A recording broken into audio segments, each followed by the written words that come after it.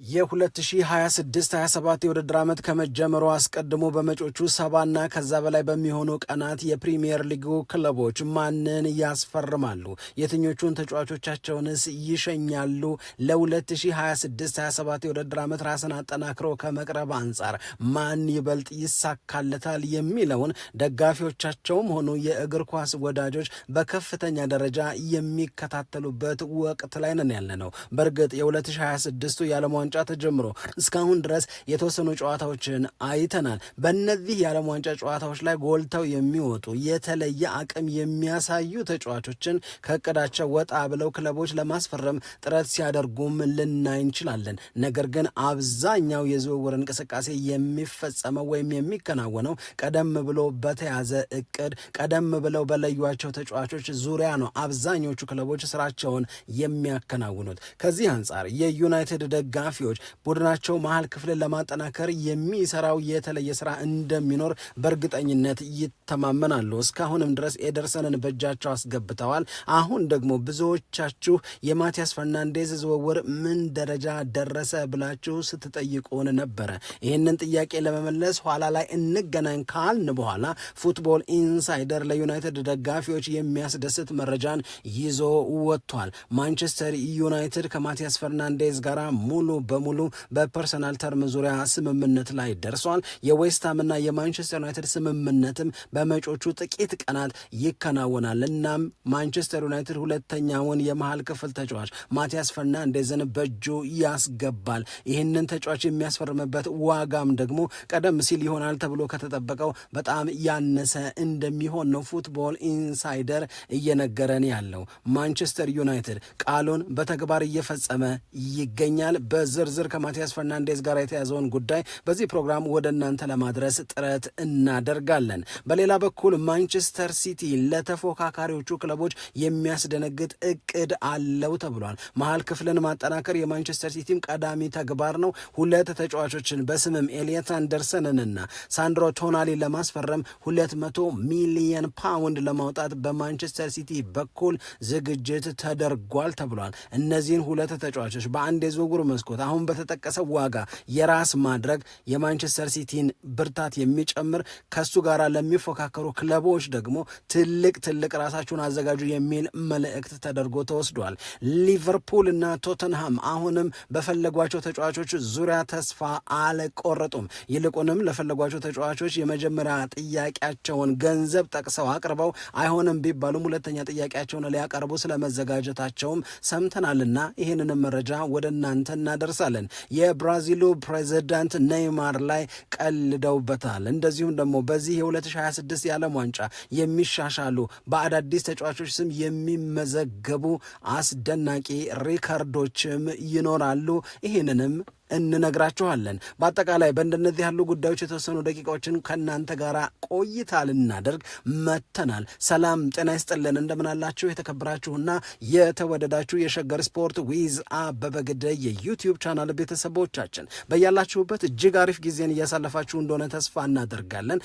መልካሙን ሁሉ ለእናንተ እንመኛለን። ታዲያ ይህንን ሸገር ስፖርት ዊዝ አበበ ግደይ የሚለውን የእኛን የዩቲዩብ ቻናል ሰብስክራይብ አድርጉ፣ የደውል ምልክቱን ተጫኑ፣ ሊንኩን ለሌሎች አጋሩና በተከታዮች ቁጥር እንድንበዛ የምንሰራቸው ፕሮግራሞችም ብዙ ሰዎች ጋር መድረስ እንዲችል ማገዛችሁን ቀጥሉ።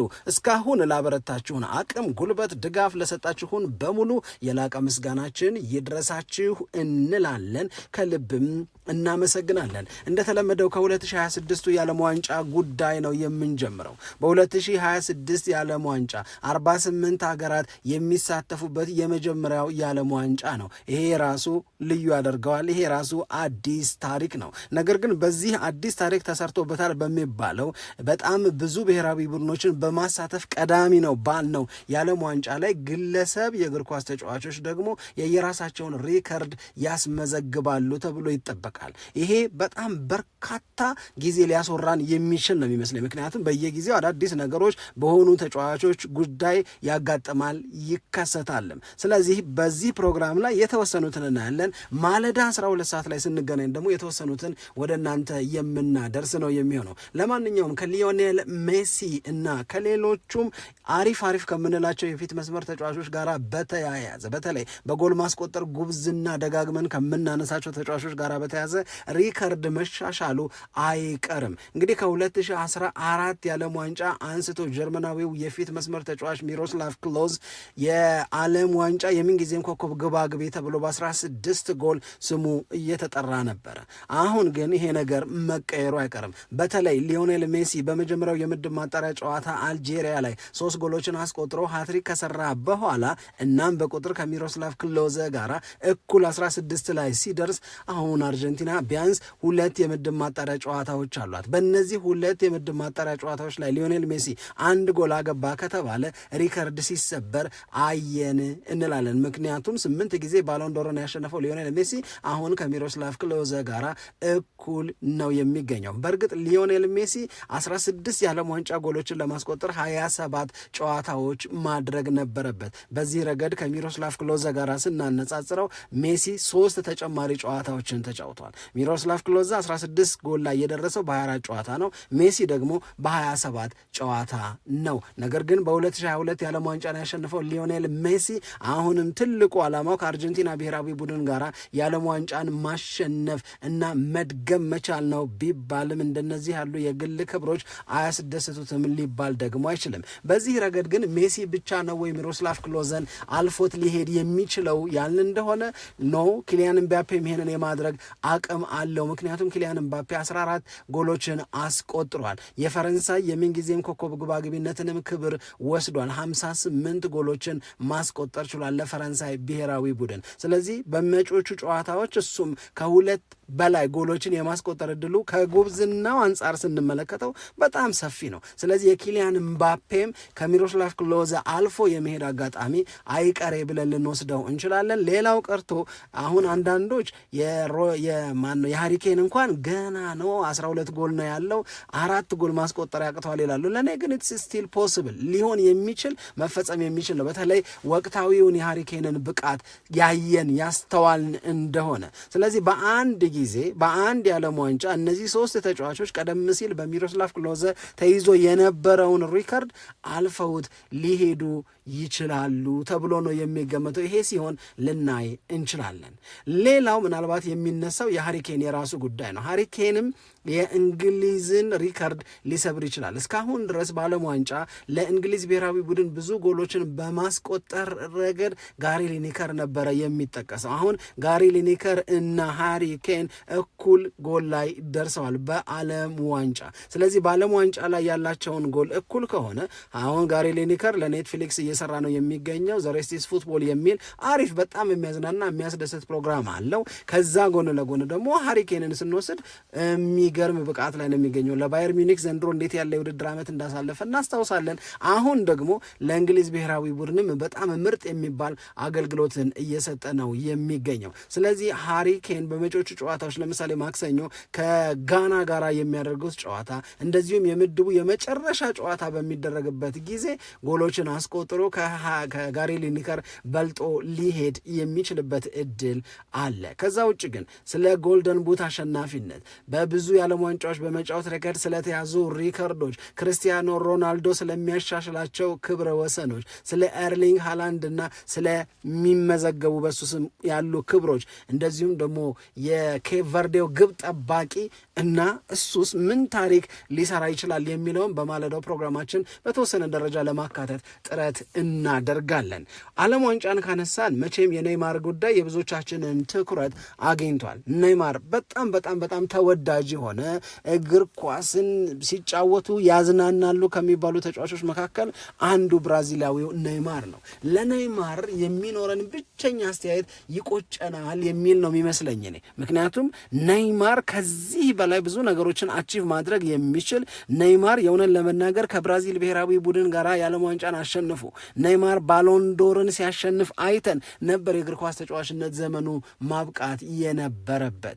ኔይማር ብዙ አላጎደለም። ነገር ግን ደግሞ የእውነት ለመናገር እንደነዚህ ያሉ የግል ክብሮች እንደነዚህ ያሉ ከፍ ባለ ደረጃ ሊያስጠቅሱት የሚችሉ ብሔራዊ ቡድን ክብሮችን ማግኘት ላይ ኔይማር አልታደለም። አሁን በዘንድሮ የዓለም ዋንጫ ላይ ኔይማር ሲጠራ ኦል ኦቨር ዘ ወርልድ በዓለም አቀፍ ደረጃ በጣም ትልቅ ዜና ሆኖ ነበረ። ምክንያቱም ኔይማር ያለው ተወዳጅነት፣ ተቀባይነት፣ የእግር ኳስ ክህሎቱ ለብራዚል ብሔራዊ ቡድን ሁሌም ቢሆን እንደ በጣም ትልቅ ነገር የሚነሳ ነው። ኔይማር ደስ ይላል፣ በጣም እጅግ በጣም ደስ ይላል። የሚገርም ድንቅ የእግር ኳስ ህይወት ያለው ነው። በኋላ የብራዚል ፕሬዚዳንት ሉላ ዳ ሲልቫ ቆይታ ነበራቸው እና በዛ ቆይታቸው ወቅት በተለይ ከአንድ ታዳጊ በብራዚል ብሔራዊ ቡድን አሁን በካርሎ አንቼሎቲ ስር ሆኖ በሚዘጋጀው የብራዚል ብሔራዊ ቡድን ዙሪያ ሀሳብ ይሰጣል። ታዳጊው ለማን? ለፕሬዚዳንቱ ለሉላ ዳ ሲልቫ። እዛ ሀሳብ ላይ ምንድን ነው የሚለው? እኔ አሁን ሲገባኝ፣ እኔ አሁን ስረዳ፣ አሁን በብራዚል ብሔራዊ ቡድን ውስጥ ካሉ ተጫዋቾች በሙሉ ኔይማር እኮ ነው ምርጡ ተጫዋች ብሎ ይናገራል። ያ ማለት ኔይማር እንዲህ ባለ እድሜ ላይ ቢገኝም እንዲህ ባለ ማብቂያው ላይ ነው እየተባለ ባለበት ሰዓትም ስቲል ከስኳዱ ሁሉ የተሻለ አቅም ያለው እሱ መሆኑ የሚያሳየው ብራዚል የተዋጣለት ምርጥ የሚባል ስብስብ አላት ወይ የሚል ጥያቄን የሚያስነሳ ነው እና በኔይማር ዙሪያ በብሔራዊ ቡድኑ ዙሪያ ምን ትላለህ ተብለው ነው ፕሬዚዳንቱ የተጠየቁት በዚህ ታዳጊ። የዚህን ሰዓት ላይ እንግዲህ ትንሽ ወደኋላ ሄደን እሳቸው የቀለዱትን ቀልድ በደንብ እንድንረዳው በደንብ እንዲገባን ካስፈለገ 2019 አካባቢ መመለስ አለብን። ወደ 2019 ስንመለስ የኮቪድ ወቅት ነው። ኮቪድ በዓለም አቀፍ ደረጃ ዋናው ስጋት የሆነ ጉዳይ ሆነ። ያንን ተከትሎ በ2020 በ2021 አንድ ፋሽን የሆነ ነገር መጥቶ ነበር፣ ወርኪንግ ፍሮም ሆም የሚባል። ስለዚህ ምንድነው እሱ? በቃ የቫይረሱን ስርጭት ለመከላከል የኮቪድን ገዳይነት ለማስቀረት ሰዎች በብዛት እየተጎዱበት ስለሆነ ግድለም ወደ መስሪያ ቤት ሳትመጡ ሳትገናኙ አንድ ላይም ሳትሆኑ ባላችሁበት ሆናችሁ በቤታችሁ መስራት ትችላላችሁ ተብሎ እንደ አዲስ ትሬንድ ተይዞ ነበር። በኋላም እኮ በጣም ትልልቅ የሚባሉ ተቋማት ይሄ ነገር ያዋጣል ብለው ስቲል የሚገፉበት ሰራተኞቻቸውን ከቤት ሆነው እንዲሰሩ የሚያበረታቱበት ነገር እኮ ተፈጥሯል። ይህንን ብዙዎቻችን የምናስታውሰው ነው። በኮቪድ ምክንያት የበለጠ ተለምዶ የታየ ጉዳይ ነው ወይም ፕራክቲስ ነው። አሁን የሉላ ዳ ሲልቫ አስተያየት ምንድነው? ስለ ኔይማር ስለ ብራዚል ብሔራዊ ቡድን ሲጠየቁ የመጀመሪያው እግር ኳስ ተጫዋች ነው ከቤቱ ሆኖ ለብሔራዊ ቡድን የሚያገለግላሉ። ወርኪንግ ፍሮም ሆም እንግዲህ ለእግር ኳስ በጭራሽ እኮ ሊሆን የሚችል ነገር አይደለም። ያው ኢዝሊ ለመረዳት እንደማይከብደን ማለት ነው። ስለዚህ ወርኪንግ ፍሮም ሆም ነው። ኔይማር አለ ይባላል በብሔራዊ ቡድን ውስጥ፣ ግን ሜዳ ውስጥ ገብቶ ሲጫወት እያየ ነው አይደለም። ኔይማር ብሔራዊ ቡድኑን ተቀላቅሏል ይባላል፣ ነገር ግን ወደ ሜዳ ገብቶ ኔይማር ሲጫወት እያየ ነው አይደለም። ስለዚህ ከቤቱ ሆኖ እየሰራ ነው ይሄ ሰውዬ የሚል አይነት ቀልድ ነው የቀለዱትና በጣም ቫይራል ወጥ፣ በዓለም አቀፍ ደረጃ በጣም ብዙ ሰዎች የተቀባበሉት ቀልድ ሆነ። ሉላ ዳ ሲልቫ እንደነዚህ ያሉ ሽሙጥም የሚመስሉ ቀልድም ተደርገው የሚወሰዱ አስተያየቶችን በተጫዋቾች ዙሪያ ሲሰጡ ለመጀመሪያ ጊዜ አይደለም። ለምሳሌ የብራዚላዊውን ሮናልዶ ፌኖሜኖን ተብሎ የሚጠራውን ሮናልዶ ሉዊስ ናዛሪዮ ዴ ሊማን በተመለከተ ከተወሰነ ጊዜ በፊት ዓለም ዋንጫ ላይ ብዙ ተጠብቆበት ነበረ እና ይሄንን ልጅ አንዳንዶች ቀጭን ይሉታል፣ አንዳንዶች ወፍራም ነው ይሉታል ብለው በተክለሰውነቱ ዙሪያ የሆነ ቀልድ ቀልደው ነበረ። ያኔ ደግሞ ሮናልዶም እንደዚሁ መልስ ሰጣቸው። ይህንን የሀገራችንን ፕሬዚዳንት በተመለከተ ብዙ ሰዎች በጣም አብዝቶ ይጠጣል፣ ጠጥቶ የሚናገረውን አያውቅም ይላሉ። ልክ ስለ እኔ ውፍረት የተነገረው እውነት እንዳልሆነ ሁሉ መቼም ስለ እሳቸው ስካርም የሚነገረው ነገር እውነት ይሆናል ብዬ አላስብም ብሎ ሮናልዶ መልስ ሰጥቶ ነበር። አሁን ደግሞ ኔይማር የሉላ ዳ ሲልቫ ተተራቢ ተረኛው ተጫዋች ሆኗል። ከቤቱ ሆኖ ለብራዚል እየተጫወተ ነው ብለው ቀልደዋል። እናም ይሄም አሁን የሰማነው ነገር ነው። ወደ ዝውውር ጉዳያችን እንሄድ። በዝውውር ጉዳይ ላይ ከተሰሙት ነገሮች መካከል አንደኛው እኔ የቶተንሃም እንዲህ ማምረር አሁን እያስደሰተ ይመጣል። የእውነት ለመናገር ለእናንተ ምን እንንገራቸው፣ ምን አዲስ ነገር ይዘን እንቅረብ ብለን ስንከፍት ብዙ ገጾችን የምናገኘው በተደጋጋሚ የቶተንሃምን ስም ነው። በአንድ በኩል ወደ 8 አዳዲስ ተጫዋቾችን ቶተንሃም ያስፈርማል። ሮቤርቶ ደ ዘርቢ ቶተንሃምን እንደገና ለመገንባትና አሸናፊውን ቶተንሃም ለመፍጠር ደፋ ቀና እያሉ ነው የሚል ነው። በሌላ በኩል ቶተንሃም ሆትስፐርስ ከሚሸጣቸው ተጫዋቾች ይሄ ንፋስ አመጣሽ የሚባል ገንዘብ ወደ 161 ሚሊየን ሊያገኝ ይችላል ነው። ስለዚህ ይሄ የሚሰጣቸው አቅም ኦልሬዲ በክለቡ ይደረግላቸዋል የሚባለው ድጋፍ አሰልጣኙን ሮቤርቶ ደ ዘርቢን የሚፈልጉትን ቡድን ለመገንባት የሚያግዝ አቅም ቶተንሃም ቤት ይፈጠራል ተብሎ ነው እየተጠበቀ ያለው። አሁን ቀደም ብለን ስናገኛችሁ የነገርናችሁ ነገር ሳንድሮ ቶናሊን ለማስፈረም 80 ሚሊዮን ፓውንድ አቀረበ፣ ኒውካስል ዩናይትድም እምቢ ብሎ መለሰው ነው። አሁን ደግሞ እንደገና አሁን ከጥቂት ደቂቃዎች በፊት ቶተንሃም ሁለተኛ የተሻሻለ ገንዘብ ይዤ ሁለተኛ ጥያቄን አቀርባለዋል። ያ ማለት ከ80 ሚሊዮን ፓውንድ በላይ ገንዘብ ጨምሮ ለሳንድሮ ቶናሊ ዝውውር ኦፈር ሊያደርግ ነው እና ቶተንሃም በቃ ሬዲ ነው። ቶተንሃም የምሩን ነው። ያለፉት 2 የውድድር ዓመታት የተወጣው 17ኛ የሚባለው ደረጃ እንዲደገም አይፈልጉም። ስለዚህም ሮቤርቶ ደ ዘርቢን በማገዝ ከእንደነዚህ ያሉ ደስ የማይሉ አሸማቃቂ ውጤቶች ራሳቸውን ማላቀቅ ይፈልጋሉ ተብሏል። ስለዚህ ሁለተኛው ኦፈር ይቀርባል። ይሄ በጣም የሚገርም ሁለተኛው ኦፈርን በማቅረብ ረገድ ግን እንደገና ሊቨርፑልን ማንሳት አለብን። ሊቨርፑል 87 ሚሊዮን ፓውንድ ወይም 100 ሚሊዮን ዩሮ አቅርቧል ተባለ።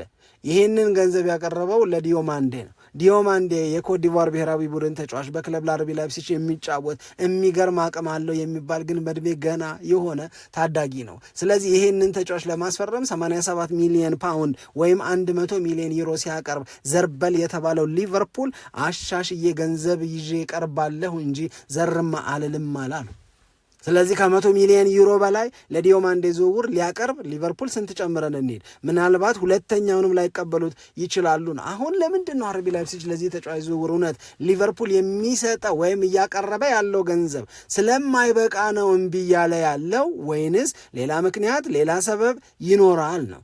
አንዱና ዋነኛ የሚባለው ምክንያት ምንም የሚያቻኩል ነገር የለኝም። ቀስ ብዬ ዓለም ዋንጫው ላይ ልጁ በታየ ቁጥር የበለጠ ይወደዳል። የበለጠ በተወደደ ቁጥር ፈላጊዎቹ ይበረክታሉ።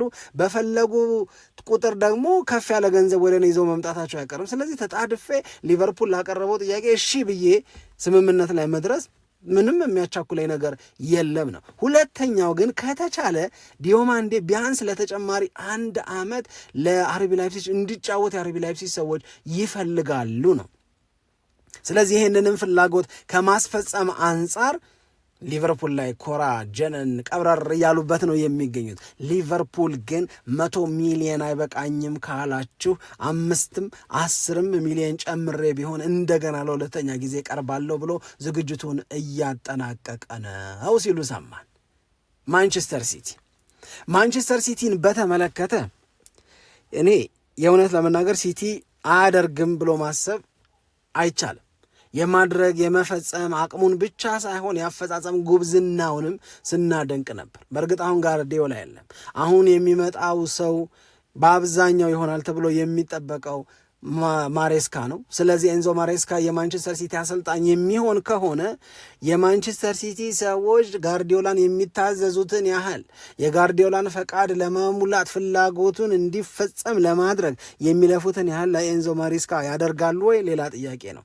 ግን ራሱን ችሎ የማንቸስተር ሲቲን የማድረግ የመፈጸም አቅም ማንም ቢሆን ሊጠራጠረው አይችልም። ምክንያቱም የሚፈልጉትን በሙሉ ያደርጋሉ። ሰው ሲጎዳባቸው እኮ ገበያ ላይ ገብተው በጣም ትልቅ የሚባል ዝውውርን ሲፈጽሙ የምናውቃቸው ናቸው ማንቸስተር ሲቲዎች። ስለዚህ አሁንም ማንቸስተር ሲቲ መሀል ክፍሉ ላይ የራስን ማጠናከር ስራ ይሰራሉ። ኤሊየት አንደርሰንን ለማስፈረም 2 ጊዜ ጥያቄ ያቀረበው፣ በሁለቱም አጋጣሚ ኖቲንጋም ፎረስት አይሆንም አላቸው። ለመጨረሻ ጊዜ ያቀረቡት ኦፈር ሲደመር ከ120 ሚሊዮን ፓውንድ ከፍ ያለ ግን መከፈሉ የማይቀር 106 ሚሊዮን ፓውንድ እንስጣችሁና ኤሊየት አንደርሰንን እንውሰድ የሚል ጥያቄ ነው። ይህንንም ወዲያው ነው ኖቲንግሃም ፎረስት ውድቅ ያደረገው። ይህንንም ለሶስተኛ ጊዜ ተሻሽሎ የሚቀርብ የዝውውር ሀሳብ ይኖራል።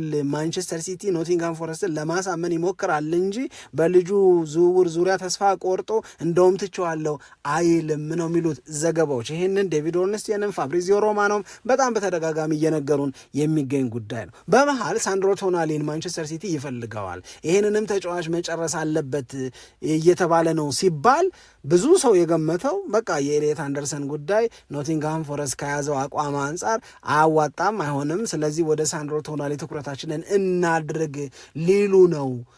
በኤሊየት አንደርሰን ጉዳይ ሲቲ ተስፋ ቆረጠ ምናምን አይነት ግምት እየተገመተ ያለ ማንቸስተር ሲቲዎች ለምንድን ነው ተስፋ የምንቆርጠው? ሁለቱንም ነው እኮ የምንፈልገው እኛ። ኤሊየት አንደርሰንንም እናስፈርማለን፣ እንደገና ሳንድሮ ቶናሊንም እናስፈርማለን።